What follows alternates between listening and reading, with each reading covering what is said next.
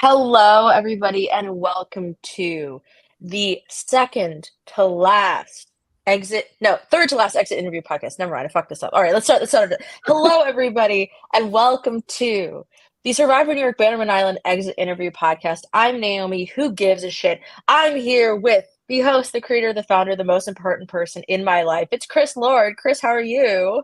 I give a shit. Me too. The Queen of Vegas over here. I'm good. I'm happy. I'm excited. This is gonna be so much fun. Oh, This we is have so cool. the podcast for you. Do you like LRGs? Are you out there listening to every exit interview as some people have DM'd me and told me they are? Well, let me tell you, Valencia's here. We've got everyone here for an incredible podcast. I'm joined by the fifth place participant of Survivor New York Bannerman Island. It's Sharif. Sharif, how are you? Doing great, guys. Thank you for having me. I'm excited to be with you guys. I've watched every exit interview. I'm happy to go over our season of Bannerman Island, and just to go in details. It's been a long time coming, so yeah, I'm just ready to get it to close this chapter and move on with this fun game.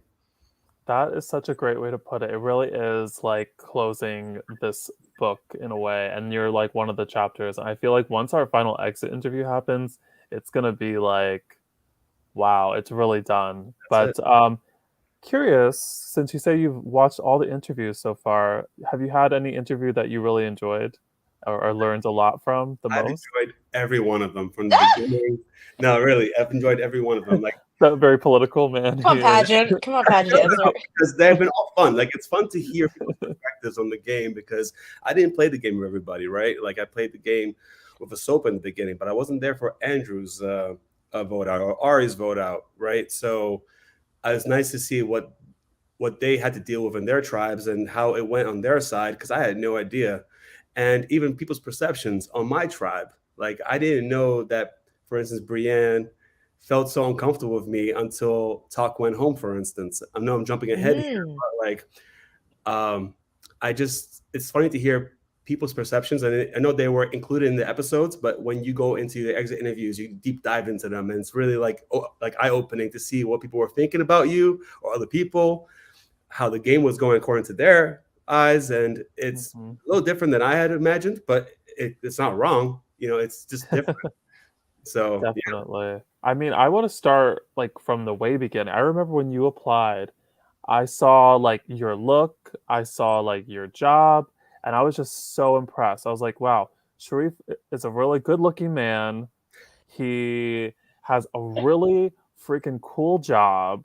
Like, you just ticked all the boxes, like right from the start. I think Naomi said the same thing. Like, you just like, I feel like you could have applied to the real show and got on Mm. with that sort of application. Oh, what a compliment. Um, Thank you. I'm curious, like, how did you even find out about this, and like, what were your thoughts about like when you were auditioning Sure. to do this? Yeah, taking the So risk. I had no idea what an LRG was. Okay. I had no idea that this even existed during the pandemic. And this was, pretty much after, like, this is like the first game after the pandemic pretty much started to go towards the end. I started getting to Survivor a lot more. And I introduced my wife, Marcella, to Survivor that she had never watched before. So we really got into it. And I started following those pages on Instagram, Survivor CBS. And somebody, I wish I remember, I took a screenshot of it like this, but I never did. Somebody hashtagged Survivor New York on a thread on CBS Survivor on Instagram. And I clicked on it, and it brought me to you guys' page. And I was like, That wait a was second. you, Naomi. Yeah, so okay, this is like a little insight. I used to like obsessively hashtag all the Instagram posts for this exact reason. So I would hashtag it like White Rice Sundays. Hashtag go back into our Instagram and you'll see like CBS, Survivor CBS, 41, casting call, casting Big Brother. I was just hashtagging every single Survivor and CBS related reality show to get. Oh, I should have the Amazing Race on there, but to get people to see it exactly the way that you did. So there you go. I would never have found it if it wasn't for that hashtag, thanks to you. So, so that's how I found it. And I was like, well, this is really awesome. And I just applied thinking, hey, why not give it a shot? And then shortly after, I get the call back from you guys. And yeah, that's how I got involved with Survivor New York and Yeah. pretty much LRGs. I had no idea. Yeah. Or, Well, yeah. I remember you sort of telling me that, and I was like, wow, like he just really took a leap of faith. And Dresden from season 4 had done the same thing where he found us on Instagram and just said like, "F it, I'll do it." Yeah. And I really admire that about people who take the risk to join the community. And like Chris said, Sharif, I thought that your job was so cool, but also that you're such a world traveler. And I felt like you really embodied this idea of like, put me anywhere in the globe and I will try to see where I fit in the hierarchy and see if I can like survive in this different world. And I thought that was like you really articulated your story well, which you and Talk also like, I really knew what you had gone through and what made you like relate to Survivor in a way, I Mhm. thought. Right. I mean, just the adventure and just I'll give it a try. I'll never say no to any kind of experience or adventure out there.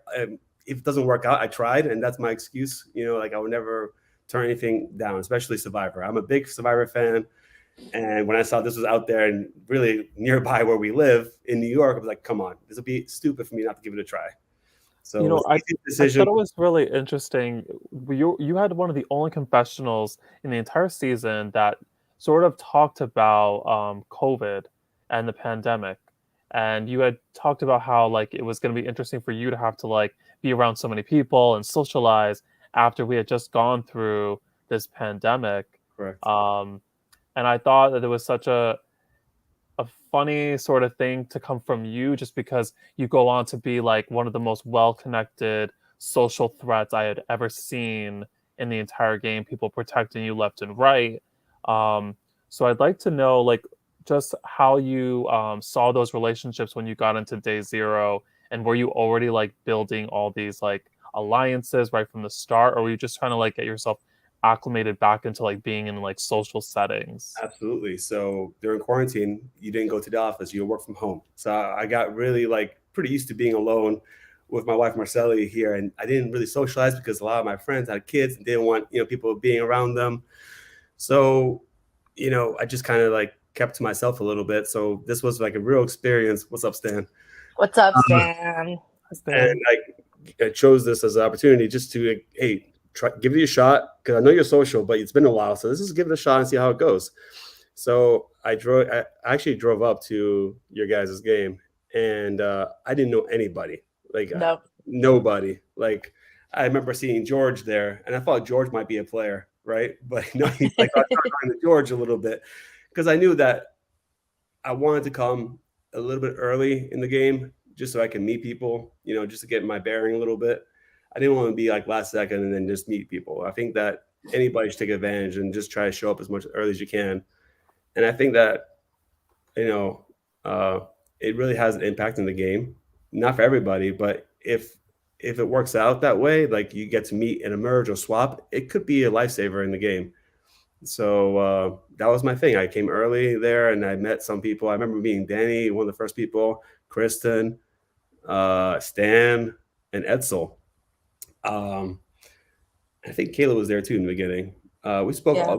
speaking to pretty much everybody a little bit here and there, but I had some good feelings of people I met. Like I remember Stan, and I gotta give Stan a lot of credit for this. I think he had the biggest game zero gameplay. Like he went to everybody pretty much, and I didn't even catch on to that, to be honest. I was just kind of focused on a few people here and there, and just kind of like observing mostly. But he apparently was going all over the place and making alliances, which was good for him. But I didn't see it happening. But yeah, that's how I got there. Drove up there, I met a bunch of people there, and yeah, that was the beginning of the game for me over there. Sharif, I wanted to know just briefly, like, what do you admire about not only Survivor, but Survivor players? Uh, what appeals to you about Survivor? And, what makes you want to try it for yourself? Because I think you certainly learned a lot from the experience of participating in it, but what makes you want to like, get off the couch in the first place? The social game, the strategizing, I love that stuff. Like the challenges are fun. They're a lot of fun, but I'm not there for that really. I'm really there for like, like let's just blindside people a little bit here and there, right? It's fun to see if you can get people on board or just to bond with people and make connections with people. Like it's a social game, first of all, right? And so that was my idea of coming in, like just have fun with these people, but actually like see them as friends, not just like disposable people, because they're not. We're all people, we all have feelings, and we want to be all like doing well in this game. But unfortunately, this is a game of eliminating people round by round. So you got to make sure you got the numbers. So it's more about strategizing and making friends along the way. That was my goal in the game in the beginning. Yeah. So just wanting to get into like the first real day. You guys hit the beach. Brianna's chosen to make this big decision. What was it like watching that? Her make the decision and try to hide everything from you guys. Just to go back just a little bit here. Sure. The night before, when the tribes were chosen, I didn't really speak to many people on my tribe before we got selected for the tribe. So I was a little bit like, okay, I got a little bit of work to do here. I had a little conversation with Edsel. I remember that very well. And I was eyeing Brienne because I thought that I can work with these two over here in particular. And I remember when the tribes were shortly chosen, we started walking back. And funny enough, Brienne and Edsel are like next to each other, but like kind of separated. And I remember pulling them back and, hey guys, us three right here, we're good. And they loved it. Like they were down for this plan. And I think that was the real beginning of like the SOPA 3 of us solidifying that right there. That wasn't shown on camera because it was, day 0. So it wasn't much footage of that, if any at all. And so it didn't matter to me later on that Brienne had an idol because, well, okay, so let's go back a little bit even there. Kayla got selected to be a leader, and she chose Brienne, which shocked me because I thought maybe she would choose Tuck. I might be wrong, but I thought Tuck and Kayla were closer than they try to let on. And so when she chose Brienne, I was a little bit shocked by that, but I was happy about that because if anything goes on the other side where Brianna's about to go, I have a good chance of knowing about it. And so I was happy with that decision. We go back to that campsite for the first time, and Brienne tells us that she didn't choose the advantage at the immunity challenge, but she chose immunity idol. I was happy with that. Yeah. So we all start looking for it.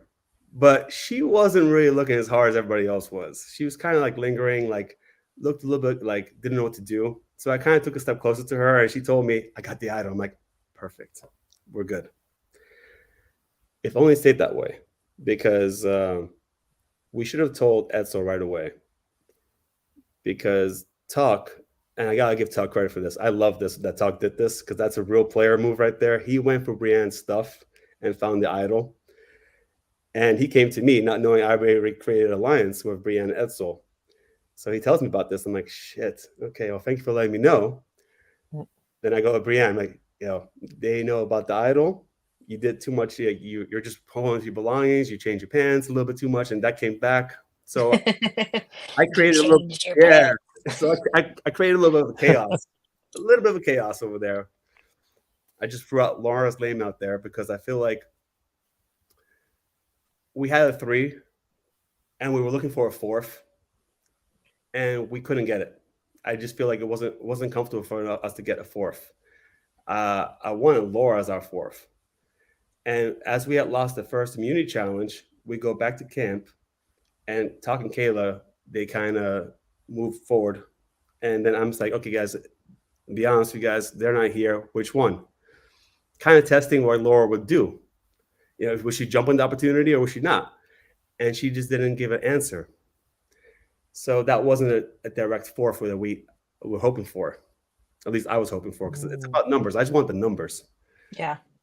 So I couldn't solidify a 4th right there. But you don't need a 4th if the other 2 are willing to vote out the other person we just talked about, because that would put us at advantage numbers afterwards anyway. So, even though I liked Kayla very much, and I mean not Kayla, Lauren, it just it was about a numbers game. It was nothing against her. It was nothing against like she did something wrong, because she did nothing wrong. She was the best in the challenge. She beat me and Tuck in what we were supposed to do in the challenge. It was not about that. It was more about like keeping the numbers, and then once she's gone, it's 3-2. It's a numbers game. So that was the reason. A dying question to follow that up, and I've, waited to ask you this for a long time is, so you knew that Laura pretty much was going to get the votes. So why did Brienne have to play the idol? Why not keep that idol? I didn't know. I did not know that she was going to play it. I did not know that she was going to play it. So at one point, you see me telling Brienne, "You got to play that idol." Then later on, as the day when continued, it was pretty clear that Lauren was going to go. So Brienne didn't have to play the idol. So I thought, okay, good. Brienne, you can just keep the idol. It's fine. But Brienne and Etzel had a conversation, and he wanted her to play the idol because it would put him even playing field and more trust. So when she played the idol, I didn't see that coming. I was actually like, okay, maybe she doesn't trust me very much. That's what my head was thinking. So she played the idol. She didn't have to do it. I was a little bit we could have used the idol for later. And even to this day, me, Etzel, and Brienne, we said we should never have played that idol because that idol could have saved you, Etzel, in the swap. And he's like, you don't think Kayla would have told them that that Brienne had an idol, or she would have handed it off and secretly Etzel had it? Yeah, but you never know if Kayla would believe that Brienne would hand it off to us. I mean, it's not like Brienne was in the best position either. Like if they had lost 2 tribal councils in the swap, I think Brienne could have gone home. I think Jeremy would have been first, based off the exit interviews, and Brienne would have been second, just based on numbers. So I don't think Brienne would feel comfortable giving the idol up to one of us in case there wasn't a merge next round and they lost. So yeah, so she played the idol, a little bit surprised, and Laura goes home. Mm-hmm. Yep. Definitely. So what about the next vote? Let's talk about that. I think that was also a very interesting, tricky vote, obviously, where you lose again, which is probably so frustrating in that moment because now you guys have lost, 2 immunities and a reward from night 0. Yep. And you have to think there's a plan A and there's a plan B, and that also comes into play. There's a plan A? What was plan A? I don't know. There's a plan A and a B. We gotta talk about that? Okay. I want to commend you guys though. I thought everyone in Esopus lost very gracefully. I've seen some really kind of sour losers when it comes to early challenges in Survivor games, and I thought you guys really took losing 2 in a row just really on the chin. I was like, oh, okay, they're not psychotic. They understand that this is a game. Not much choice. It was really tough. Yeah, it sucked. I remember that confession I made. It's terrible going to 2 tribal councils in a row. You never want to go to tribal council in the beginning, but you don't want to be first and you don't want to go second. And we were honored those 2 positions of the game. So it was really frustrating, but it was pretty clear what was going to happen. Me, Etzel, Brienne will stick together. And then there was this advantage, that a Bannerman advantage, they would grant immunity to one of us, right? And I had a feeling it could be either Brienne, because they might feel bad for her that she fell on that challenge on the chair, or it'd be Kayla. And so, we had to have 2 plans in case, if Kayla got immunity, it had to be Tuck. If Brienne had immunity, we would go for Kayla. And it was just based on what we felt would help us in the future in the game a little bit. I think Tuck was very, I'm not taking anything away from Kayla's game because she was very social and she's good. But I think Tuck was more edgy, meaning he was willing to go for people's bags, and look for clues, look for idols. He was there to play, and yes, he was. I loved it, and I don't think, first of all, I don't think anybody in Sopus deserved first and boot, second boot, okay? Mm-mm. But I hated this round because I didn't want to send him home at round 2. I thought he had a lot of game to play, and I thought he was a good player, but also like he's also a dangerous player, and he's not with me, right? He doesn't know it because he went for Brienne's stuff, and Brienne's with me. He didn't know how close me, Brienne, and Edsel were, right? Neither did Kayla. That's why I came to the shock to Kayla when Yeah. Taka voted out. We kept that really well on the wraps, but obviously, if you're not with us, you're kind of against us. In the small tribe, there's not much choice. Like if Kayla gets immunity, it sucks. But just based on that advantage, you gotta go. That's so interesting. So I feel like if that immunity thing never happened and Kayla went home here and Tuck stays in the game, wow, that would have really changed things up for sure. A lot. Especially with his tenacity in the game, I feel like if trade Kayla with Tuck in my spot, trade Kayla and Tuck in the swap tribe, I think it'd be a whole new game, honestly. Definitely. You just don't know where things go. So, and I mean, it kind of like fueled the fire for the next two challenges because you guys completely demolished the next two challenges and come in first place in both of them. And you have like the power to make two very big decisions in the game that, hold sort of things over. Like, for example, Robin getting chosen and then that sort of coming out that Robin had voted for Andy. And then you choose Stan, which starts the real beginning of this very strong relationship that Stan forms with the Asopus tribe. Mm-hmm. How important do you think that those two decisions were toward your game? The extra vote, not so much as the other one. Yeah, an extra vote was cast against Andy, but it never was really anything that came up again during the game. I think that us kidnapping Stan into Ahsopa's really benefited, of course, him. Not just like he would, because I don't think he was in danger, but also it kept his, it kept his allegiance, like his voting record kind of clean. He never drew any lines before merge, right? And with the combination of that and a very good social game he had on game zero, night zero, I should say, that really propelled him to excel in the game, I believe. But when we kidnapped Stan, we solidified our plans. Like, hey, we're good to go, right? And so, as well, you see Kayla talking about Stan is her number one ally in the game. I heard that in the episode. I'm like, wait, what? I went back in the episode and she said that Stan's also my ally number one in the game. And I'm like, I did not see that happening, like, or coming anywhere. Like, that's just a testament to how good Stan was playing the game, right? Yeah. Like I thought I was the only one. And then I hear Kayla was talking on the person in my own tribe say the same thing. So when we chose Stan, nobody disagreed with that.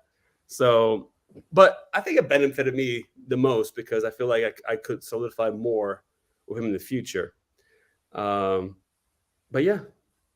Yeah, I think Stan is a very powerful figure to have on your side in this game in particular.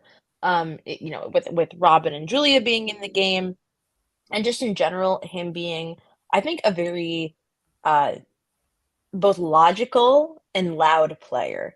He's not going to make the wrong choice sometimes, unless like wanting to vote out Veronica randomly. But he's always going to be like firm in his opinions while also working with you. But I also think that like the three of you on Asopus are very logical people, right? Like your votes were never emotion based. It was always like, what's the best move to get us forward? And that's exactly what happened. I think even with the Brienne debacle and the idol is like, should I logically target Brienne just because she found an idol? No. And I always admired that about the three of you, that you're very straight to the point in terms of logistics. And it's a good Survivor. You know what I mean? Like, it's just a good season of Survivor. Very well. Honestly, I was happy the way it was going. We were winning the next two challenges first place. I felt like we were doing great, right? I see, Ari and Andrew get voted out, which, surprised me as well a little bit, especially Andrew. But from my standpoint, like from where we were standing, we were doing fine. We were trying to, patch things up with Kayla because no, we just blindsided the hell out of her, and I didn't want to upset her. But the reason why, Stan says, I think that's what drew me towards Sharif because he was a logical player, and that's what I like in an ally. Couldn't but agree more, Stan. thank you. But the reason why we didn't tell Kayla about the idol, about us voting Tuck, is because there could be an idol in play, right? So there's a point in the game where right before Tuck gets voted out, we already know the plan. It's either Kayla or Tuck. But right now we gotta kill time. Like you even say us saying, "Hey, let's just go play with them right now," because I don't want to. I'm just want to drag time until tribal council starts. I know there's an idol somewhere on the campsite because Brienne just played one. According to Survivor standards, if somebody plays an idol, another one gets placed on camp. So, and there was one. Yeah, I heard in the exit interviews. I think Brienne there was there, but the thing is, we were just worried that one of them might find it. So we were just trying to stall time until tribal council started. I just want tribal council to go, to come quickly because I was just worried that they might find an idol, and let's say Tuck found the idol, and Kayla gets granted immunity. That's a tough decision right there. Like, what do you do? Like I'm not gonna say it, but I just felt like that would have changed the game completely. So we just wanted to, we didn't want to tell Kayla it's gonna be Tuck, not because we wanted to blindside her. It's because we were worried that an idol might be played for him or he might play it for himself if they had found it. So it sucked to blindside somebody in a small tribe because you're still stuck with them a few more rounds. And I don't want to make things awkward, but at the same time, we did it for a reason. We did it not to blindside you. We just wanted to make sure that our plan went through. And that was it. So after Tuck went away, we did try to patch things up with Kayla. I really meant I want us to continue working together forward. And I think you see that later on the swap tribe. I'm not against Kayla, right? Right. So, I mean, I just want to talk about it because we did briefly mention it, but the Plan A, Plan B thing is just so funny. And when I need a good laugh, I will put that on. Well, I felt bad about that because I don't want to make somebody feel that way. It's funny enough because me and Kayla were watching that episode at Brienne's house, and then Kayla and I look at each other, start laughing, kind of, because it was awkward. But also, I didn't remember that happening. It was just the Survivor fan in me, right? Like finally, I don't go to tribal council, so now I can start speculating what's going on. And so I just spilled the beans, and I say, "Hey, so they probably have Plan A," and then she was like, "I was planning." I'm like, "Oh shit, I can't say that." I just thought of something quickly to say. It was stupid, but I didn't want to make her feel like she was like the main target. So I think that's the fun of this whole thing, right? It's like you do this experience, and then when you watch it back, you get to see all these little moments that you did, but you don't remember you did them. At all. I'm sure there's other ones that you can share with us during this interview, and I'd love to hear them for sure. I'm trying to remember. I think that was the biggest slip up of the. Well, no. You think about it. I'll think about it. Yeah. So now I feel like these 2 rounds was really about you guys just searching for the idol, solidifying bonds, kind of making up with Kayla and really hanging out with Stan. And Stan's giving you guys a lot of information, he wants Jeremy out and his allegiances. But then we get to the swap. I hated this moment. And this is where things start to really just go downhill. Bad. Yeah. From this moment? Are we talking absolutely now, picture right now, or? Oh goodness. Okay, so you can see my face here, and I see the rocks in everybody's hands, and I see that I'm on a tribe of Edsel as the only 2 guys with 3 girls from purple, Annie, Veronica, and Julia. Yeah. And there's Kayla right there smiling, and I'm just like, I'm so screwed. I am probably gone next to my head. And then McKenna from green. So I remember looking at the rocks, and I'm looking right away from down the line because I was the last person to choose from a rock. So I was just given a rock that was left over. I didn't have a choice, but it doesn't matter. It's all luck anyway. And I'm just looking. I'm like, shit, I am so screwed. I'm there. Kayla's with me with 3 girls from purple, the same girls, the same tribe that granted her immunity second round that sent Tuck home. So in my head, I'm thinking they're just gonna go with her, and if logic stands, why protect somebody and then get rid of them right away. It doesn't make sense to me. I didn't see that coming.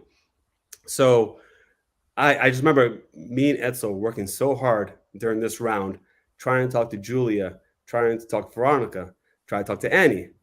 And I felt like McKenna was in the same boat as us, but like I felt like we were the bigger targets than McKenna was at the time. So I remember going to Kayla and I said, hey, we should just stick together because it's 3 blues, you, me, Edsel, and McKenna, and then we got the numbers on them. Now I know you see us talking to Veronica, and she gives out Annie as a vote to us. They're gonna vote out Annie. Okay, sure, whatever. It doesn't matter to me because if I believed it, not really, but it doesn't matter because in my head we got the numbers right. Us 3 blues, Edsel, Kayla, and myself with McKenna against them 3. That's 4-3. So it doesn't matter what they say to us. We still got the numbers. So in my head, I thought we were safe. But Kayla didn't feel comfortable with us. Yeah. And I wish she had taken the approach, kind of like, I don't know, like Sandra did in season 20 at the merge when she was with Russell and she hated Russell. And she said, I'm stuck with Russell. I want him out, but I'm stuck with him because she knew the advantage of being together in alliance at that point. If Kayla had taken the same approach, we would have taken out the purple, right? But that's not what happened. Kayla didn't trust us. I feel like Kayla thought that we were going for him anyway, but that was never the plan. I really tried to patch things up with Kayla, but it didn't work. And Yeah. I understand. She felt like she couldn't trust us, and she felt like she could trust the purple girls more so, and it makes sense because they did grant her immunity in the second round of tribal council. So I get it. But they turned on her. So when her name came up, that surprised me. But yeah. I always thought it was like an interesting like flap of a butterfly's wing tribal council round, right? Like it could have been let's vote out Edsel and Sharif. It could have been let's vote out Kayla. It could have been let's vote out McKenna. It could have been let's turn on the purple. Like any direction, I think would have been a logical choice in some way as a survivor player, right? Like purple has only lost one person, let's vote them out. Or like green has only lost one person, let's vote them out.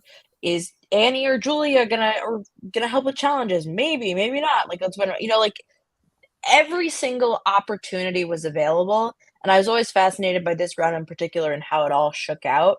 Because I do think is like McKenna talks about in her exit interview, like little things could have changed the way this goes down. Mm-hmm.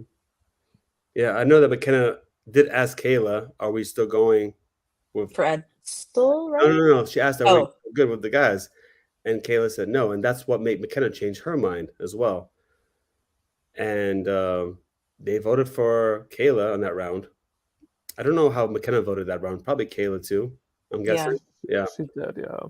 But, I think honestly, Julia played a huge role in like keeping you guys because she was really wanting to appease Stan in a way too, and she knew that Stan really wanted to work with the two of you. So that kind of like fueled her fire to like figure out what to say and what to do to keep you guys in. And that's where the whole Kayla not giving up the information thing sort of played in. Where and you know what, that I don't see why Kayla did that because it doesn't make sense. Like she should have just given that up.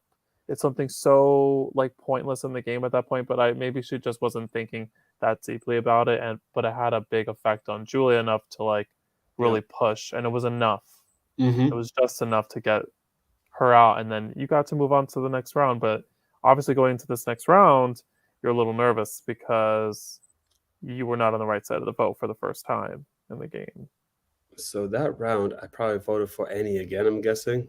And I know McKenna came to us and thinking like, hey, are we of us 3? But at that point, I'm like, we're probably like another round away to merge. And if it ends up being a tie, we're going to draw rocks. And in my mind, he had a chance to do it with us in the first time. And that one completely went away. So I'm not going to risk me or Edsel's place in the game when you could have done something the round previously. You know, it could have been a 4-4, let's just say. If Kayla really didn't want to do it, McKenna could have done something then. But it just didn't make sense to stick out our necks for somebody that went against our plans in the previous round. Like, I don't know if I can trust you moving forward. So it seemed like McKenna was the vote, and I didn't want to mess anything up with that. I was like kind of like helpless in this point. Like, I hated this whole swap thing. Like, I felt like my game was just slipping out of my hands. I felt like I had a very strong beginning to the game, and then this swap just like screwed everything up. And I felt like I would have been next. I'm like, looking back, I don't know how I was the last person of this whole swap tribe to be in the game. I felt like I would have been like right where Kayla was or somebody else, you know? I mean, I feel like on traditional Survivor, that's happened where a swap happens and like the big threat goes, like Silas in Africa or Aaron in China. It's just like that would have made the most logical sense. Right. But something about like your social game really resonated with the three purple girls enough to take out the other three before you and bring you into the merge. Right. And it creates this like relationship between the four of you where you do mention many times that you want to have their backs because they had your back.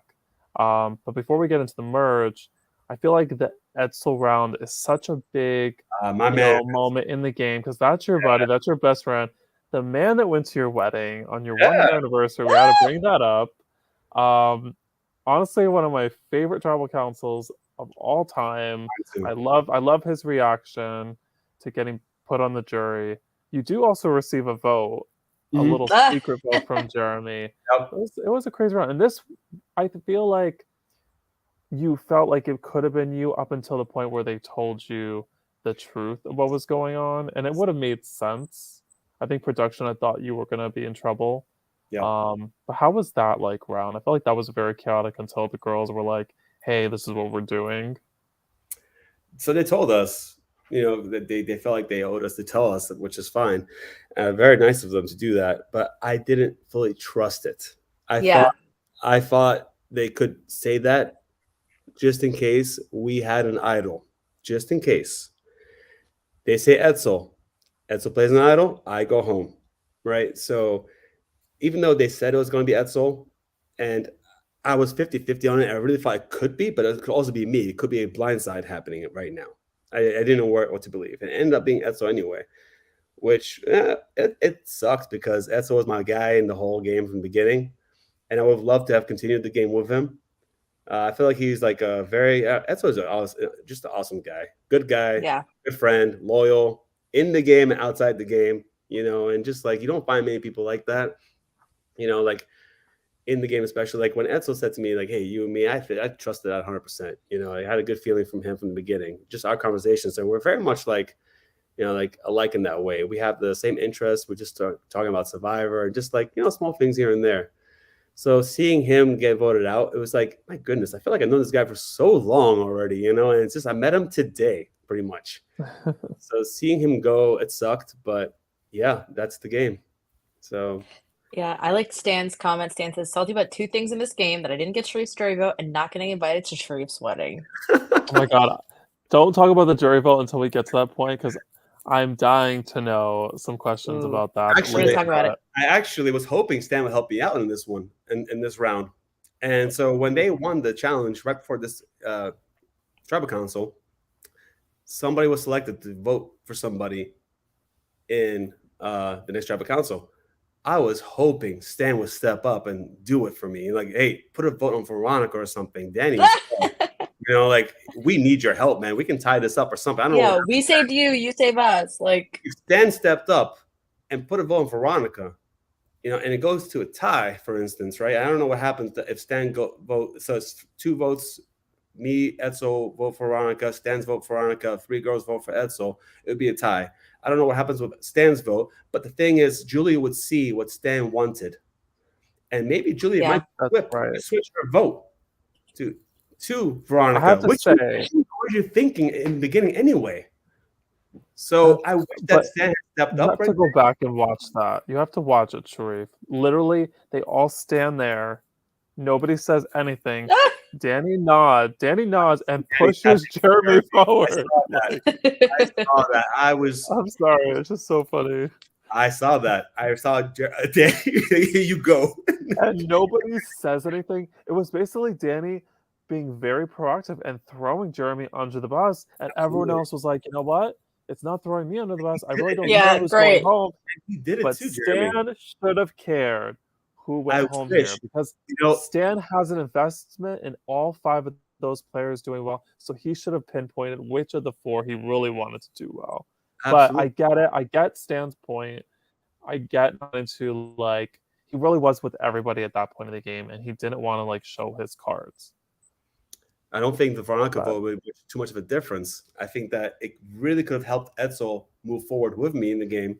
So I remember in the game, before the game started, Stan, we're talking a little strategy here, right? And Stan says, if I'm ever on the other tribe and I do this, like I'm stretching my head or something like that, that means I'm in trouble. Help me any way you can. Okay. Stan, you see this tribe going on right now on the swap tribe, and you're standing still? Like, dude, I can use your help right now, right? So when it was somebody's please step up, I thought Stan got this. Okay. No, he did not move. He just stayed still. Danny did the same thing. And I felt like, damn.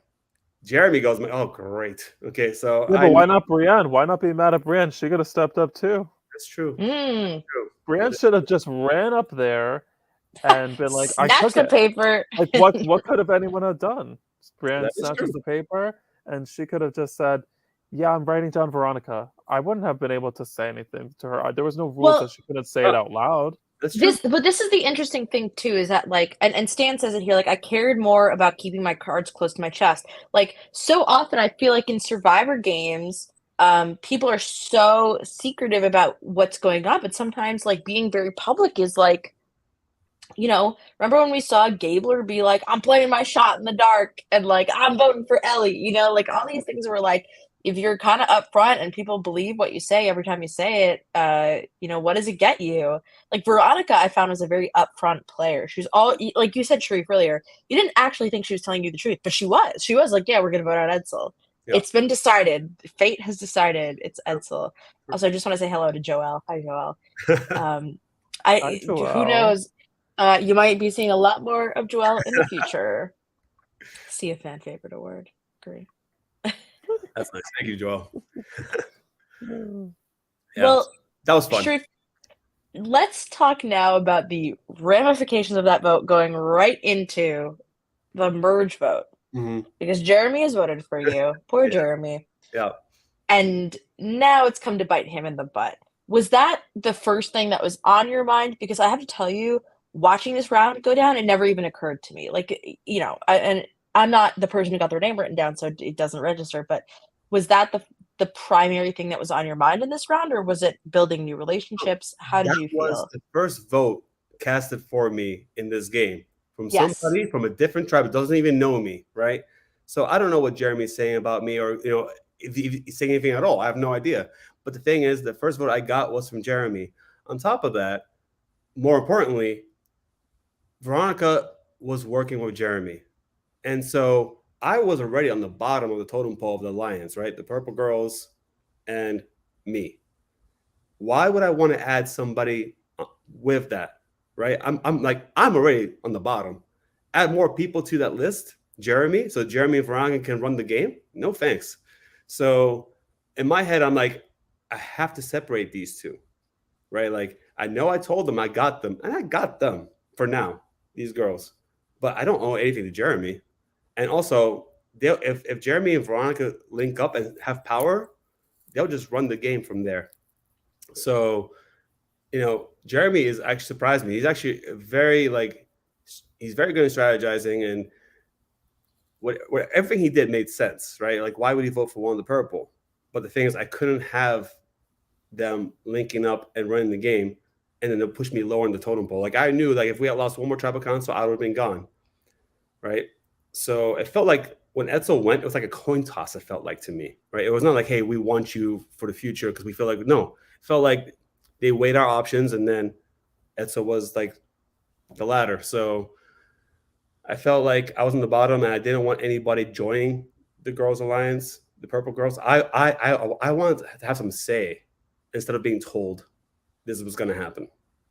So when I went to merge, it seemed like it was between Danny and Jeremy, and to me, it made more sense to link up with the guys, the big guys, Jeremy, and I mean Andy, Stan, and Danny, because they weren't targeting me ever, and also they weren't going to link up with Veronica.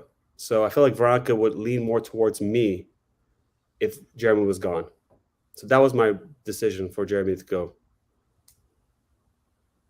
I definitely felt that. I feel like everyone knew that you had put down your foot for that, and Stan, you could see like talk to you about it and then just run around and basically like say, yeah, it's gonna be Jeremy in this moment. And I remember Annie's name was out there, and I remember a lot of people in production telling me, "Oh my God, Annie's about to get voted out," and then like seconds later, it like flipped. It didn't last very long. You like really stuck your neck out there for her, especially after what she had done for you in the game. Absolutely. And other people just didn't want that to be the vote. And even at tribal council, Annie didn't believe 100% that she wasn't leaving. Even I think even in her voting confessional, she was very unconfident that she was gonna stay.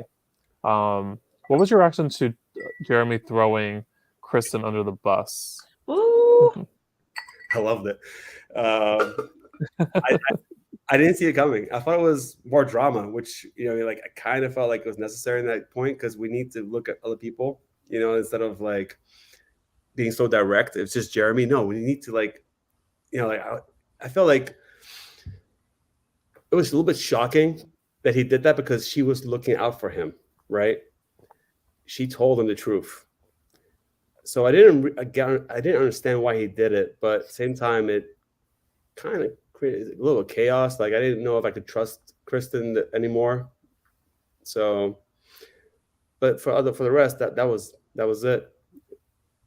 How was the night? Like actually, like after Kristen won the immunity challenge, you had the night off. You could rest, maybe like talk to people a little bit more, get to know them more. Do you remember anything from that night that could have been significant later on?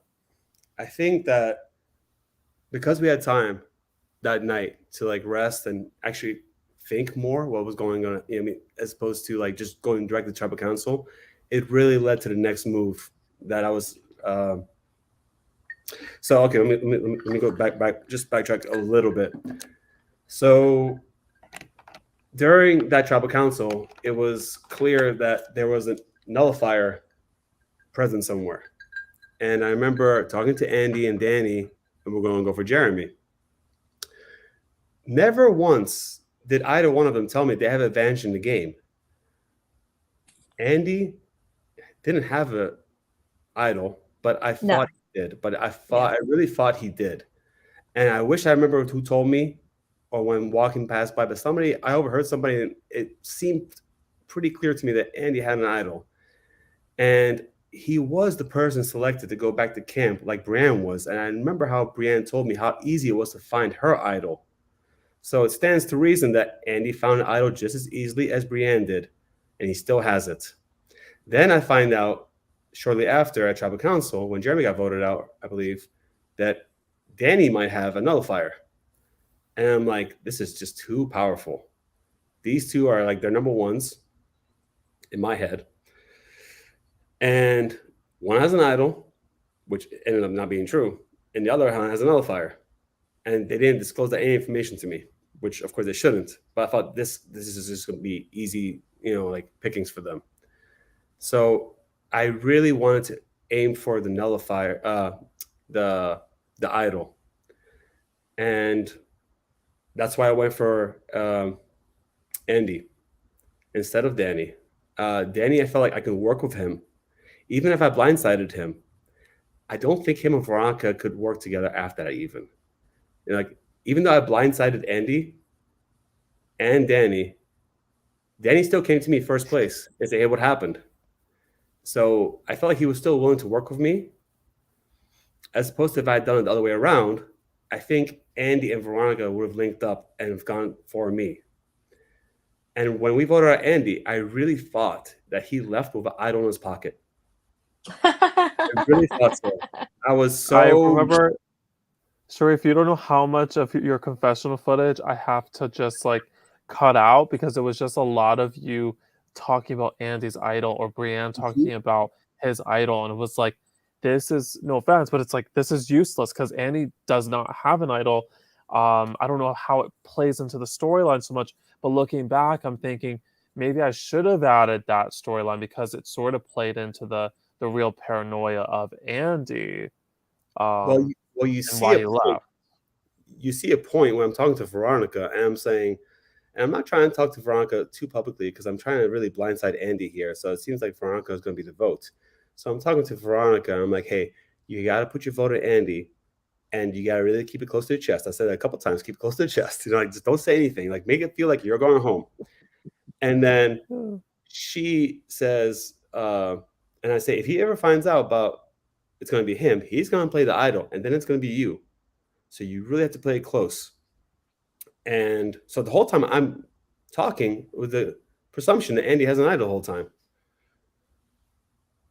That's so funny also about the close to the chest because I Ah, think you say it somewhere between like 50 to 100 times I meant it. in throughout the season.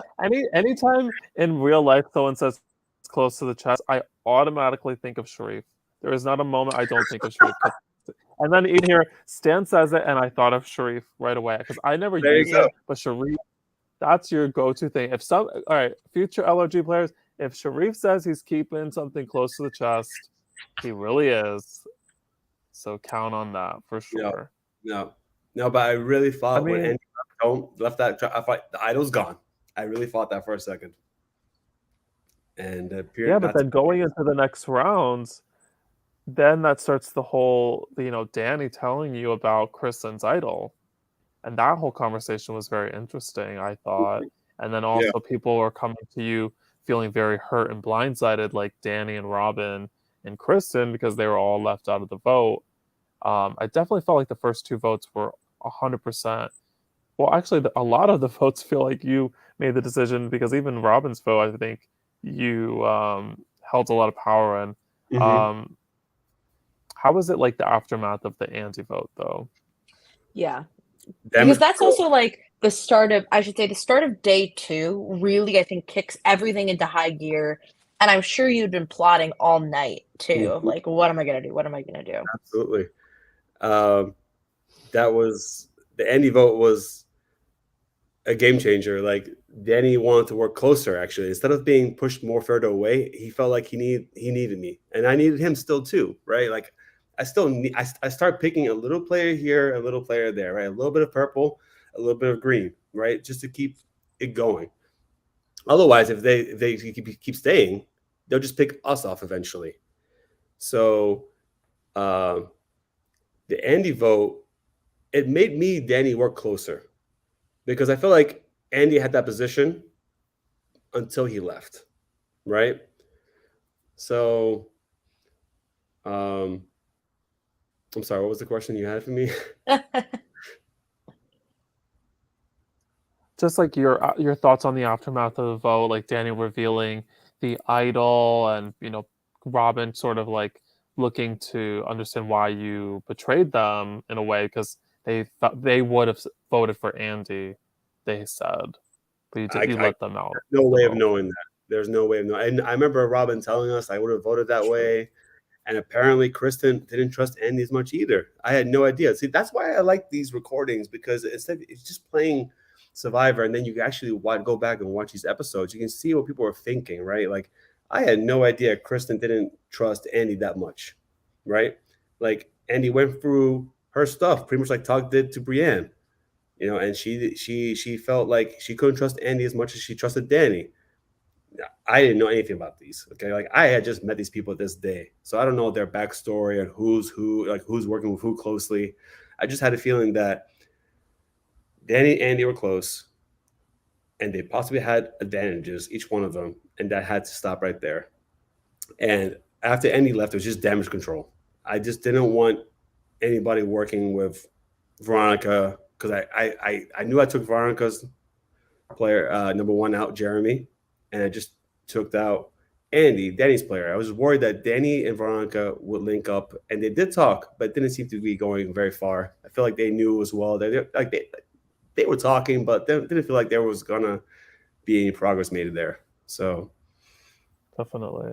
yeah, I mean, I feel like the final 9 round was just a lot of great television. I mean, that immunity challenge is one of my favorite challenges. You win that Yeah. challenge. You win your only immunity challenge, even though you've come close many other times. We'll get to the other one that you probably should have won, but I felt like the Robin vote. Wow, that was really you in the moment. You were very upset with Robin for, you know, potentially telling the other Greens the plan that was going on.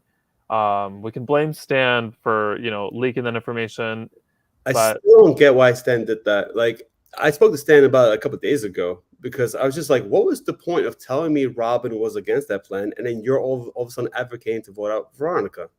Like, what was your thinking of that? You tell me yeah, Robin's doing that, and then you do the opposite, right?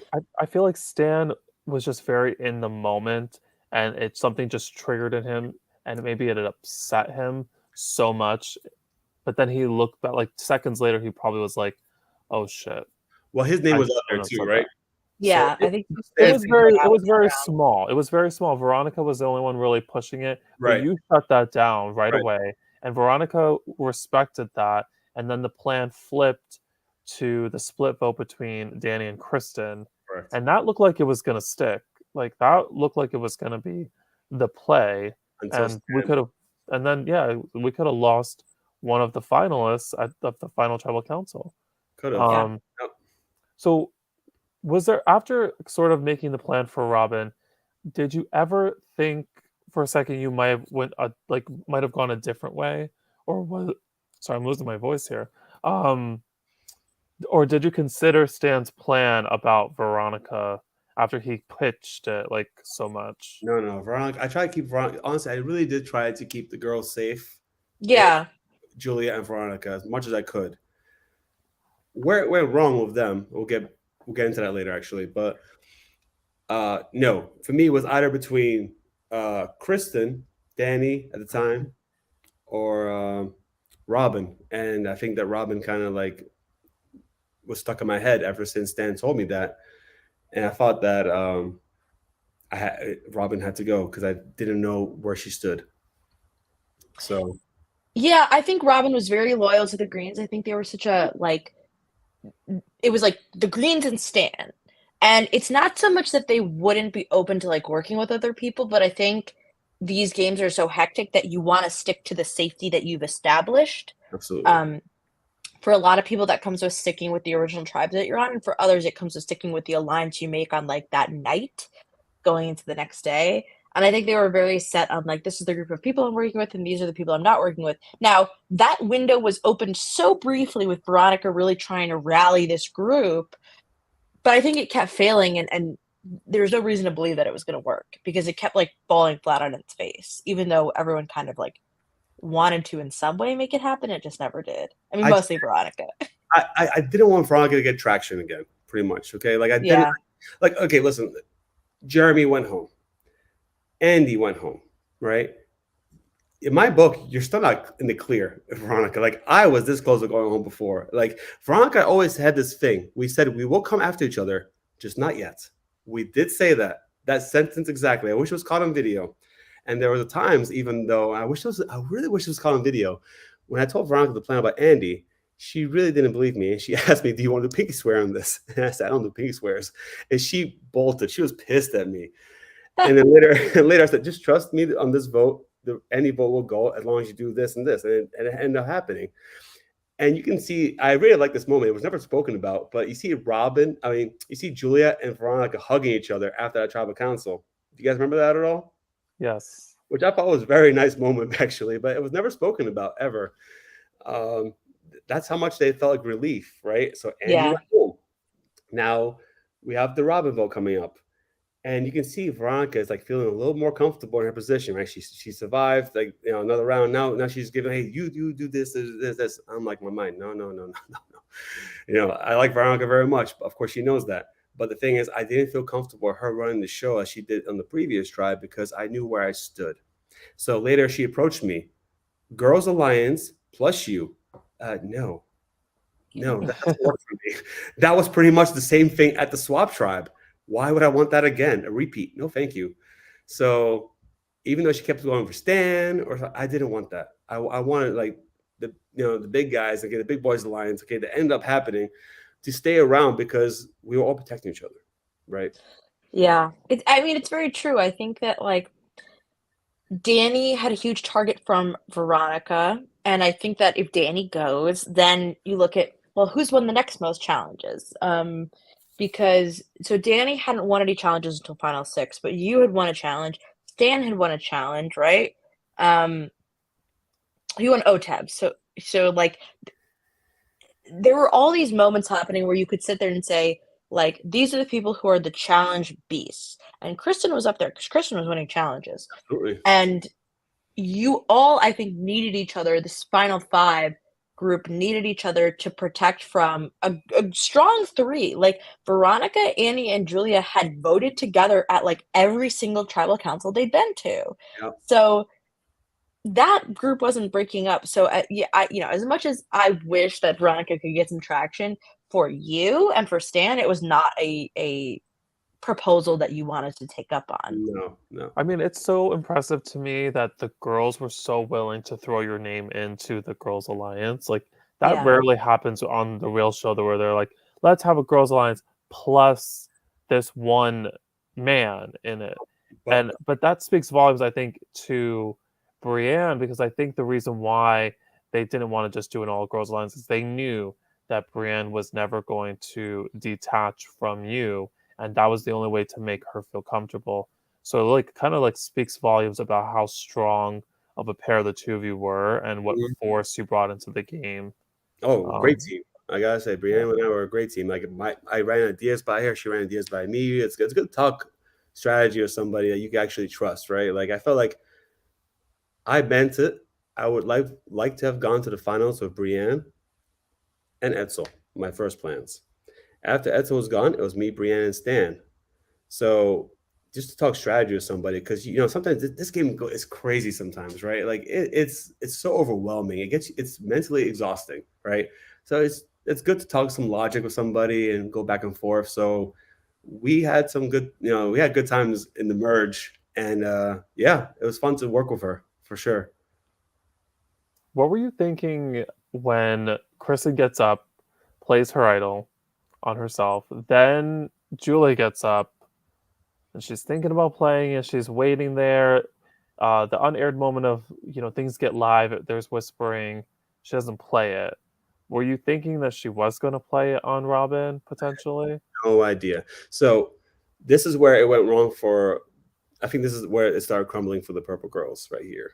It's like, I was still working with them. I told even Julia at the Andy vote, you can keep your idol and just vote for Andy, and you can use it later, but don't use it for Robin, who I'm targeting right now. Like I told you my plans, right? Like I told you we're going to go for Robin, and then I felt like when she got up and she pretty much did everything but play her idol. She told her plan to everybody, like I wish you had done this and that, and I'm just sitting there confused, like I've been talking to you for the last couple of like hours, like this is like our plan, and then you end up going against it. Like I heard her, I was so confused, and I heard her plan later on, and it would have been a great plan. It would have been a great move for her if it actually had worked. But at the time, I was confused. I didn't know what the hell was going on. So, and she was willing to play an idol for somebody that I didn't know her connection with. I didn't know that her and Robin were that close, and she was looking to protect Robin until she said that. And I'm like, why would you do that? You still got like, two purple over here and yourself. I don't know why you would play an idol for somebody that we're targeting. And we've been very clear about like, we're going to go for Robin. And I've been very open with you about going for Andy, but you can't do the same for the next vote with me. So I felt like I was left off, like out of the loop on that one. And I couldn't trust Julia no more after that. I think it's so interesting, like you talk about this is the downfall of the Purple Girls, because the next 4 votes are the Purple Girls and you. if you think about it. And it's like so crazy to me that, that you are the next four to leave. Also, on top of that, there's four purple people left in the game. It's four men and four women. And it's just like all these like weird little things that I picked up on. But what do you think that was sort of like an easy thought that the three purple girls would be next after that sort of chaos at that tribal council? Because of the Big Boys Alliance being like solidified also that round? At the time, I didn't think that far ahead. At the time, I was just focused on the next round. And I just didn't feel like I could work with Julia no more because I didn't know what she was planning. It took me until after the game to learn what she was actually trying to do. She was trying to send Danny home with one vote, Yep. which would have been amazing. Like what a move! Like honestly, that's like a winner's move. Frankly, if this season had an episode where Danny got sent home with one vote, having the idol nullifier the entire game, and having like Kristen, his closest ally, play an idol, like I would have been like, how Jeff Probst has been hyping up Survivor 44, and it's like, it's the best season ever. And that would have been me. That would have been me just like, this is a crazy season. You've never seen anything like this. The funny thing, it's interesting because she has really good plans, Julia, right? Like I've been listening to her. I didn't even know about her thinking about switching the vote to Veronica, the swap vote, right? Like these are good moves, right? Surprising, bold moves, but she didn't pull she didn't pull the trigger on them, right? Like no. She said, I wish I had gotten up before at that tribal council. But let's be honest, she had plenty of time to do that, right? Like she could have gotten up and played the idol for Robin, and then that move could have happened, right? Or she played that move for Veronica, and Kristen played the move for Veronica.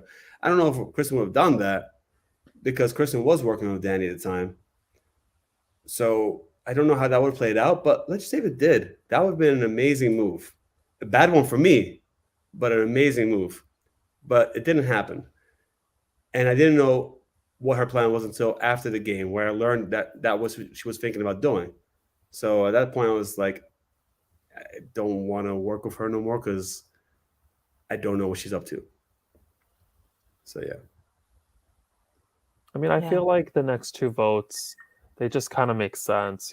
Julia became this big spectacular thing, and I said in a previous interview about how like I feel like if she had come to you specifically and said, hey, I have an idol, it's useless because of the auto nullifier, maybe you could have saved her, but she never really believed the nullifier was in the game, so that probably wouldn't have happened. But I still stand by that. If she knew that the nullifier was in the game, I think you were probably the number one person that probably could have saved her had she given you the idol. The Veronica vote was kind of like, it is what it is, easy breezy there. Yeah. But that final six vote, man, that was chaotic.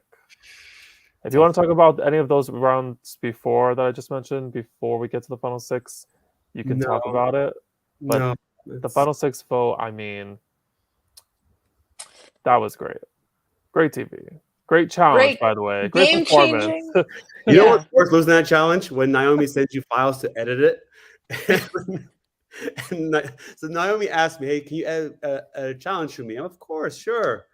She sends me a zip file. I start opening up. Naomi, serious? You want me to edit this challenge where I just spelled the word winner backwards? You want me to relive this? To be fair, would you have rather edited this or the challenge where you get voted out because you lose? Like, which one? Because there were only two left. Probably that one, yeah. Make yourself look really strong, yeah. One of the nicest things that anyone's ever said in any of these interviews is Danny really wanted to tell production that you should have won. Like that, I never even thought anybody would ever say anything like that. Yeah. So the fact that he said that was like, wow, he is a really good person. He told me that. He didn't do it, but he thought about it. And I remember in the moment, Naomi's like coming up to me like, oh my God, it's upside down. This is crazy. Like, and we're all just like waiting for you to realize it. And it just doesn't happen until you touch the table. And I realized it halfway. God. No. Yeah, I remember you telling me that after, and I was like, I realized it halfway. And I was like, you know what? Getting 3 blocks up and not falling down is really hard. let me just go for it and see what they say. And then when you said something's wrong, I knew right away. I just took it down right away. Yeah. Okay, I Yeah. didn't know Well, that. that's an interesting thing, I think, for anyone who's watching, and I'd love to hear if, like, anybody has an opinion. You know, if you're me and Chris, you know, do you count winner being spelled upside down? Or if you're Sharif, do you give up and retry, or do you go for it? And do you, like, screw it, it's upside down, but maybe it'll count? I think it's a lot of interesting choices to be made in the moment. I wanted to And I ask don't think you made the worst decision knowing that you knew what was happening. Yeah, I actually wanted to ask you: is it okay if I go back there and, instead of going one I by was just one? gonna say, if you had just slowly went back and restacked it and then went back, I would have said you win. Yeah, Okay. because I think we were allowing them to be readjusted. Yeah. Yes. So that came to me like a second after I took Ah. a shit. Wait, I should have just done that. Asked them, but whatever. So I edited that episode, the challenge, and that took longer than it looked like in the episode. It was a bunch of people fell. Yes. And Your round was so nail biting. You guys went back and forth, back and forth. Even Yeah. watching it back, I was like, "Oh, this is where Sharif wins." I was like, "Oh wait, Sharif just dropped it." I was Yeah. like, "This is crazy." and then Danny dropped it 2 more times as well before he went. He won, but that was edited out, I believe, because it did last much longer than it looked like in the episode, and it would have just been boring to keep watching it. But it was a long challenge. So Yeah, I think your matchup was the best that challenge has ever seen. There was also one from season 3 that was really good, yeah, as well. But that was really fun between you and Danny. glad we delivered. Very happy. But that challenge win is such a crucial win, and I hate to have to bring this up, but it's like you win that challenge, Brienne probably doesn't need to use her idol Yeah. at this point. So then you go into the final 5 with an idol, and that could have been the key of getting to the final 4 together. I know. But this tribal council is very crazy because it's like your name is really out there, but so is Kristen, so is Annie's. Like a little brief moment of Stan, but nobody really is going into it fully. Brienne's name, nowhere. No one's Yeah. even thinking about it, not even a little bit. No. And I love these little moments between you and Brienne because you're like, I know you have an idol. Can you play it for me? You don't have to play it for me, but I would love it if you played it for me. I wouldn't mind. Will be. So I felt so uncomfortable this round, right? Like in previous discussions, like after our immunity challenge had taken place, I would be in the talks with people. Like I would be conversating them. This time, people kept a distance from me, right? Like they would talk to me and then walk away. So I felt like it really felt like I was going home that round. And I tried my best to keep staying in the game, but it felt like I was the name out there, and it would have been me that round. I said, Brian, hey, maybe play the idol for me, and she did, and I was very thankful for that. But right before the people go vote, I was sitting in tribal council, and Stan says to me, "I think you're good," but nobody would talk to me before tribal council. It was like very little talk. It felt very suspicious. So Brienne plays the idol for me, and it appears I don't even need the idol. The votes were on Annie anyway, but the idol got wasted on me. And even though Stan told me you're good, he didn't know about the idol. So for him to say that means something. He's not trying to blindside me here, like in case the idol gets played or not. So I felt like I was going, and then Brienne played the idol. But right before that, he said to me, "I think you're good, but I don't know if I can trust you." And then it ended up being the case that it was anyway, regardless of idol play or not. So that was a rough one, losing that challenge. It would have changed a few things up for sure. But that's So, also, yeah. When you saw that the idol was actually misplayed, were you upset in that moment, or were you kind of like okay with it? Well, I felt bad that I was wasted. Yeah. Because Brienne's second idol being played and not being played effectively. I know. No idol thing got played effectively this round. Nope. In this game. The only one thing got played effectively was the nullifier. All idols were found by women, and all of them were played incorrectly. It's kind of crazy. Yeah, but so I felt bad about that, but it felt like I was going home. So Brienne playing the idol was not out of a crazy assumption. Like it really looked like I was the name out there. So the idol gets played, gets wasted, sure. But now I feel like Brienne got my back, and also Stan got my back. Like Stan would have gotten my back either or not, and Brienne had my back with the idol. So it solidified my thinking more so. Like I want to go to the end of these two right here. So it didn't make sense to me that Stan would vote me out at 5 if he could have done it at 6. Right? Keep Annie, take me out at 6. It didn't make sense to me. So I felt like we were good. So I mean, I I mean, I don't know if you see it now, but I see the reason why Stan did it, and it's the moment that the two of you are in the tent and you're discussing the vote, correct. and instead of you saying like 100%, if Danny wins the final challenge, I'll vote for Brienne and you're safe. You kind of just say, let's see, let's see, let's see, I fucked without that up. giving a definitive, where Kristen gives a definitive that she really will do it. Yeah, And that is all Stan needed. You could have lied to him right then and there. absolutely. So I the could have. I question is, could why have. didn't you lie? I didn't want to lie no more. I think that was the episode title. I don't want to lie anymore. Right? I think True.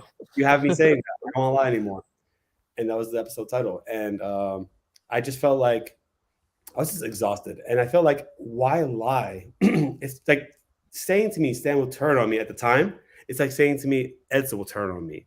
That's how much I trusted Stan in the game, right?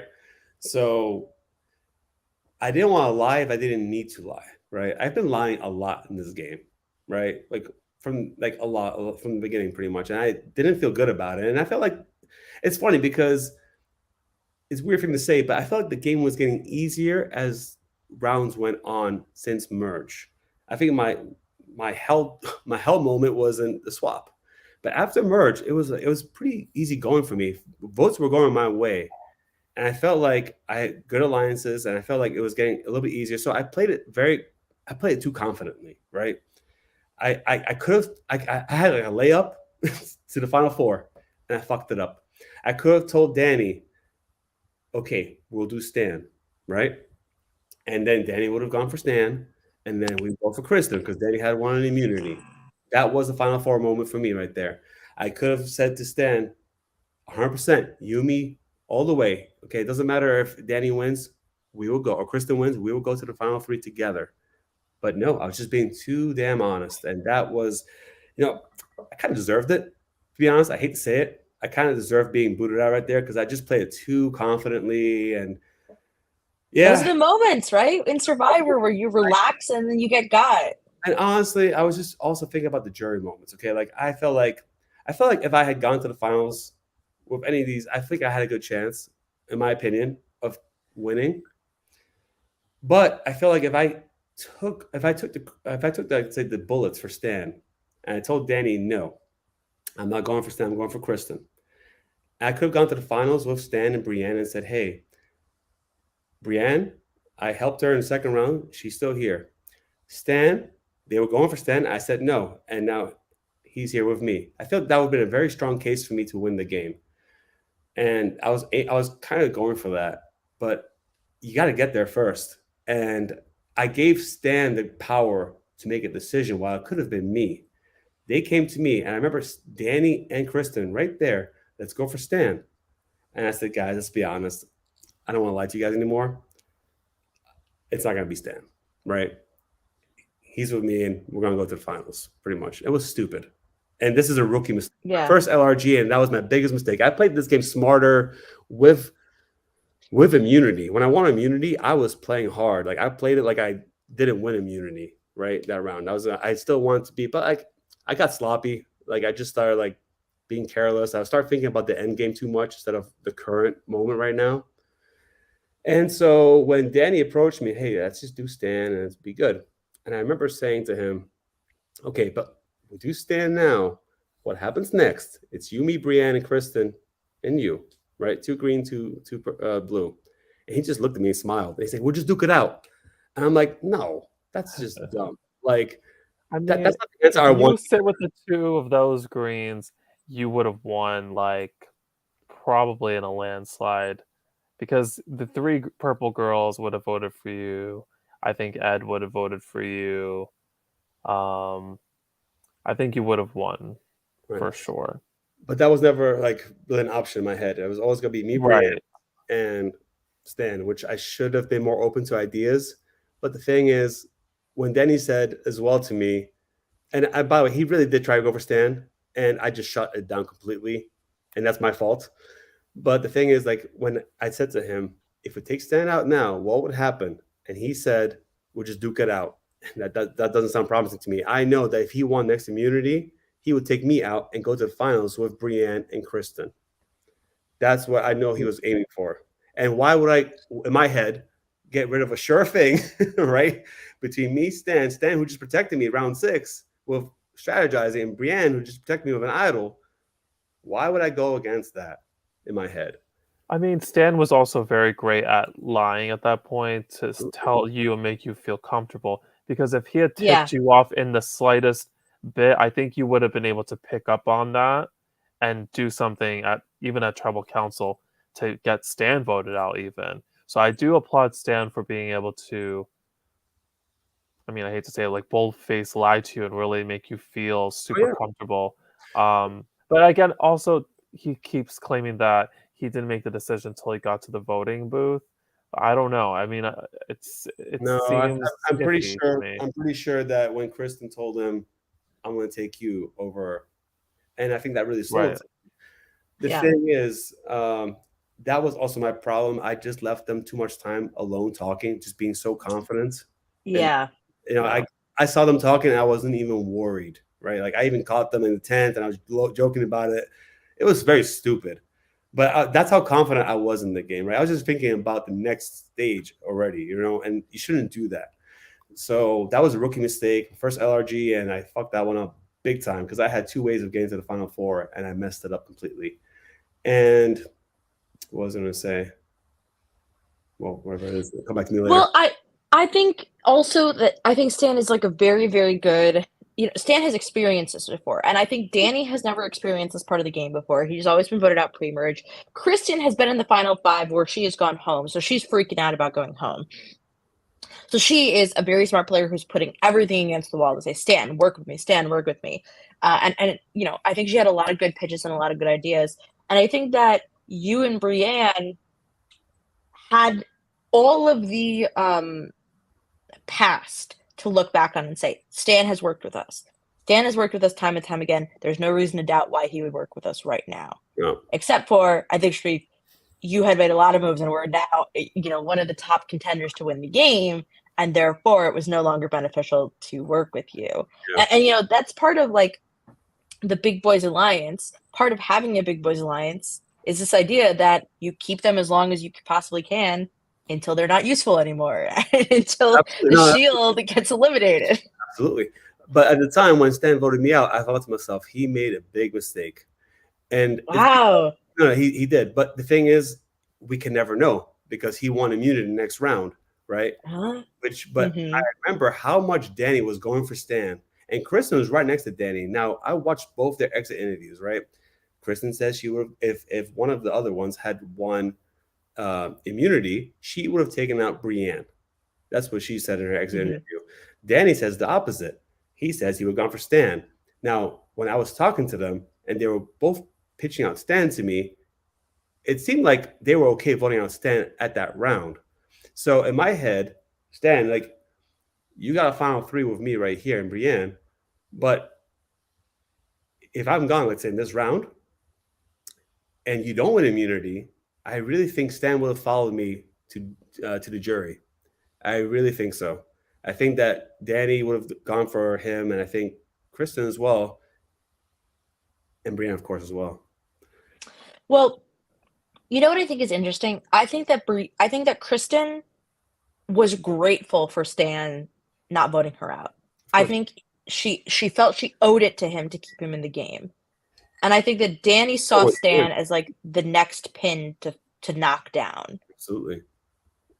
Yeah. Definitely. I feel like also it's a little bit of an insult. I mean, I guess Danny did just win the last two immunity challenges, right? But it felt like it was sort of an insult to your guys' ability to win challenges. It would have been 3-on-1 to win the final immunity challenge, and the three of you had done really well in challenges just as well. So I felt like Stan was emphasizing so much on the fact that Danny could have won the immunity challenge. Yeah, he could have, but it was no guarantee that he was going to win, and it was like Uh, sort of a slim chance. So it's like you're going to give up your what you like. I feel like he really wanted to go with you and Brand to the end, but he was too afraid that he could have gotten fourth, so he went with the alternative option so that he could at least guarantee his spot in the final tribal council, Yep. based on the fact that he thought there was a slim chance that Danny could win the final immunity challenge. It makes And I sense. guess it's a very chess sort of style move, but I don't know. Maybe he could have won with you and Brienne as well. Maybe. We'll never know. Yep. We'll never know. But I felt like if he had not won the final immunity challenge, I think Stan had a good chance of going home. I really think so. But Yeah. we'll never know. I mean, We'll I never also know. want to applaud you for your fight at Tribal Council. I think you did really well at your arguments with Kristen. It was really fun to watch that. What were your thoughts on Good that? fight. She put up a good fight. Wasn't expecting that. Like, it threw me off a little bit. I answered too many things, by the way. I answered too many things. I should have said, "What would you do in that case?" But instead, I answered these questions, and I shouldn't have done that. So I give her a lot of credit. Honestly, she's a fighter, and she doesn't give up. She acts like every round is possibly the last round, and you have to applaud that. Yeah. Did you think you were leaving, or did you not know until that last vote was read? I had a bad feeling when we sat down at the tribal council because Stan said, "I want to be in the middle. I want to be in the middle." I'm like, "Oh shit!" So I thought to myself, I got to fight a little bit more now. I felt like everything I did before, I screwed up. Wait, Stan said he wanted to be in the middle, or he didn't want to? Sit in the middle. Oh my god! Yeah, he wants to sit in the middle. I heard this, but I thought he said the opposite. He doesn't want to be in the middle. No, Dramatic. Stan wants to be the kingpin, the center of attention, right? Yep, he wanted it. And, my goodness! And when he said that, I'm like, okay. So now I gotta fight a little bit more tribal. I thought it was like in stone. I thought it was done until he said that, and I was like, okay, I feel like it's not 100% yet. So when the vote came, I think Danny and Krista had more of a reaction than I did. I felt like they were like more like in shock, and I felt like, yeah, I saw this kind of coming, you know. Yeah, And I deserve it. I really deserve that. yeah.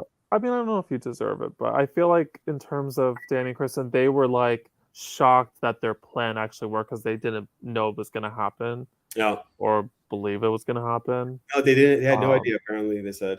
So, but you did get voted out in a hurricane, which is kind of like a very iconic way to go. Yeah, for sure.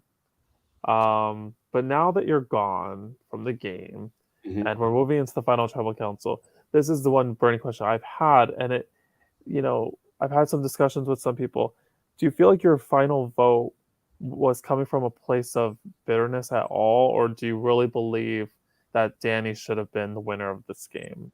I gave Danny my vote because I felt like he dealt with more struggle and handled it very well. I feel like Stan, and this was going to be my pitch in the finals. If I had gone to the final three with Stan, I would have been like, I've been to the most tribal councils of anybody in this game versus somebody who hasn't gone to that many at all. And I also gave Danny but I'm not taking anything away from Stan. I think Stan played an awesome game. And when I rewatched these episodes on YouTube, I can appreciate his game much more so because of his way of talking and thinking is more clear to me than it was during the game, right? So this is why I appreciate seeing these episodes because I can actually see the way he was thinking and analyzing situations. So, but of course, when I'm in the game, I don't see the way he talks and the way he thinks. So I think he played a very well-deserving winning game. But my reason of giving Danny the vote, I felt like he had more of an uphill battle to get to the final three, and he really fought his way there. Also, I remember, and I really like this about Danny, I told him to vote for Kristen, right? Just being honest. At the time when we're talking about vote for Kristen or what would happen if I lose immunity in the final four, I told him to vote for Kristen, and he looked at me. He's like, I can't do that. I just can't do that.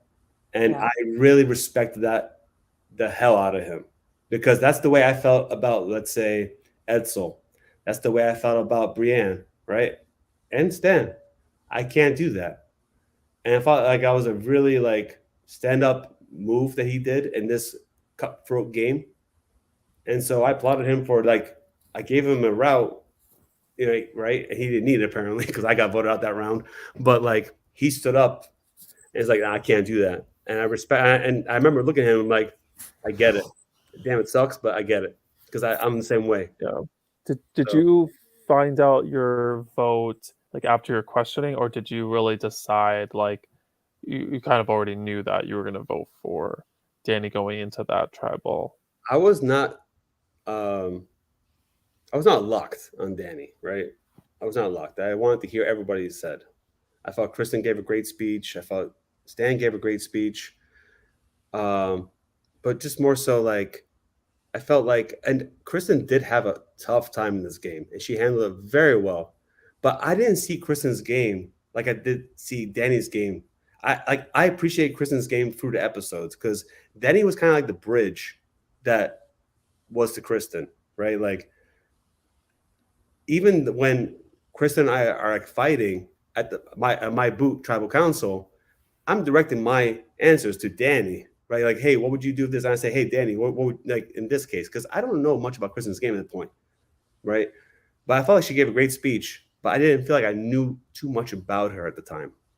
And when I see these episodes and I see how much struggle she had, how much Daddy kind of messed up things for her, and the way she handled the talk with Stan, right? I think that really locked Stan into that, and I give her credit, but I didn't see that stuff, right? So I gave Danny my vote because I felt like I saw more of his struggle and I saw a good stand-up moment from him that I really appreciated in this game. So yeah. That's awesome. Watching it back, do you like seeing everything that you've seen now? Would you change your vote, or would you just leave it if you could? Just leave it the way it is right now. I'm not taking anything away from Kristen. I'm not taking anything away from Stan. I'm happy the way I played the game. I'm happy the way I voted each round. So I'm just gonna let it be. You went to 12 tribal councils in the game. It's pretty impressive. That's a lot. Yeah, more than I wanted to go, for sure. I couldn't believe like I went to so many. I only missed three, the one after mine. But before my boot, 2 tribal councils I missed. Ari's and Andrew's tribal council. And it's not the way I wanted to play the game, but the thing is like I had a lot of fun during this weekend. It exceeded my expectations. Thanks to you guys. Really, like I knew I was gonna have fun, but this like really is like exceeded everything. And I got to play the game I really love. Got to strategize. Got to play these challenges. So overall, I'm proud of how I played the game. I know I fucked up big time, and I made some small mistakes. But the thing is, like, I look back and I just kind of like I laugh at it right now. And we always talk about it with friends right now. Like these people, everybody, right, from the first boot to the last person standing, they're all good people, right? Like I remember Lauren messaged me on New Year's Eve. I forgot the episode aired, and she messaged me, "You rat!" I'm like, "Oh shit, the episode aired." But, I've talked to her since, and she's very sweet. We laugh about things. She's a very good person. I wish that I had given like more. If there was more time in the game, things will go differently, right? You have more time to socialize, get to learn more about people. But like everybody from this game is awesome. I see them at the bar, St. Pat's, or just for these parties. And Naomi's been to a couple of them, and I invite you, Chris, to a couple of them. And it's everybody's good people, right? So I'm just thankful for this experience. Yeah, I think like you were always very much enjoying and relishing the moment, and I feel like that has not stopped. I think you were like people really enjoyed watching you play Survivor, which I think is always a testament to like how much fun you were having during the game. I was having a blast. I was having a blast. And because of this, like Stan introduced me to like the LRG community, right? Like I didn't know what LRG even meant in the beginning. I was like, what is this LRG? Live reality games. And then he introduced me to the Tennessee crew, Realfoot. I played Realfoot there. And that was an awesome experience too. And I just like it. Then I started meeting, like, I didn't know about this community. It's small, but at the same time, it's big, right? Like all these LRG games out there. So, I hang out with all these people like quite a bit. Like, I hang out with Danny not too long ago. Brienne did an F45 class with me not too long ago. I talked to Stan on a regular basis, Edsel as well. So these are all good people. I'm just thankful to have played the game that I love with these awesome people. So yeah. I didn't win. That's okay. I had a lot of fun, and that's what I came for. So, yeah. What was your favorite moment? Oh my goodness. My favorite moment was, I think, when we won immunity finally. It's more like relaxing. We went to 2 straight immunity tribal councils, and it was just like, finally we're out of this. Like, let's just enjoy this time. And that's why we got to actually hang out, talk, and not talk about like who's going out next, right? I had a lot of fun strategizing, believe it or not. It was a lot. I love this game.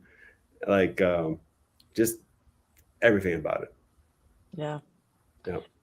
Well, I think that if people are interested, they should watch Surviving Realfoot, which is on Facebook. All of the moments from your season, and it's also just in general, I think, a great game. So if anybody wants to check it out, absolutely, they have a lot of fun there.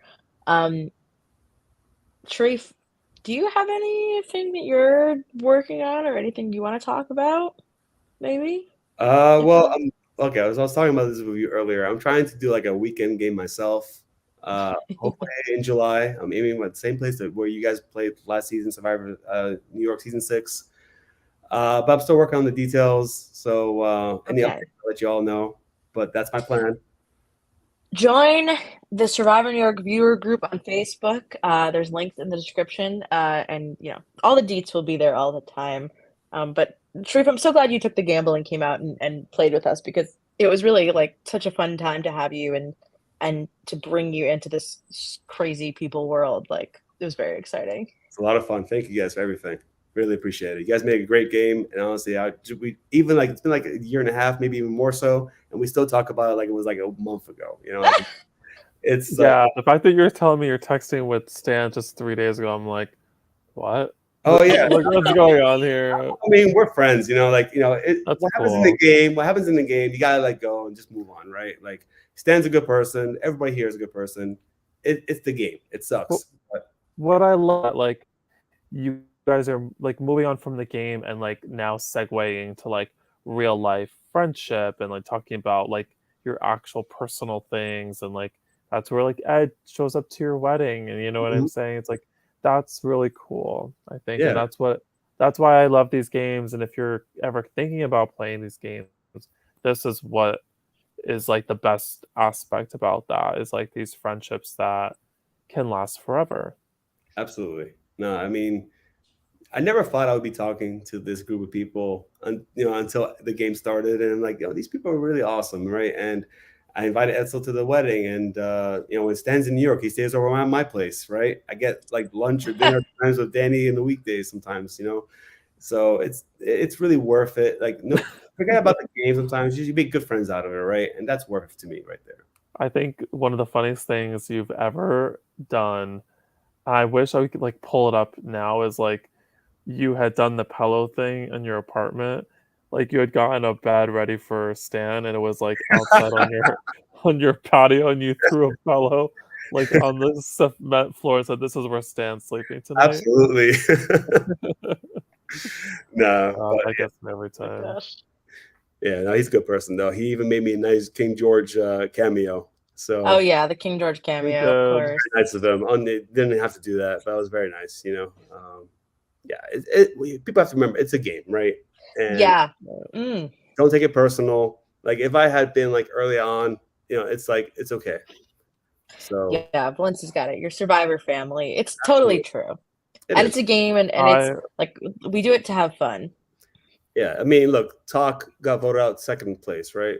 He got out second, but then he ended up winning SBS All Stars, right? It's just the luck of the hand. You can't take it personal. Yes. So yeah, one game is never gonna like 2 games will never be the same, basically. No. And it doesn't mean you're a less social person or a player or a bad player. It's just like the luck of the draw of the tribe, right? So you really shouldn't take it personal and just like have fun with it and make the best out of it. So yeah. Yeah. Amazing. Well, Chris, what should people be doing if they're a fan of Survivor New York and they want to get off the couch? They should apply to season 7 of Survivor New York, available now on tinyurl.com/SNY7app, I think. Yes.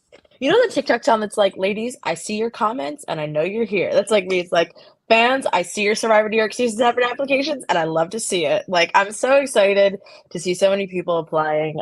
We hope that you'll see Sharif, maybe you'll be there to come help for season 7 in August. You have to be. I want Sharif's wife to apply, but she doesn't apply yet. But don't spoil it. No. Still work on it. Still work on it. Okay. It'll be a fun weekend.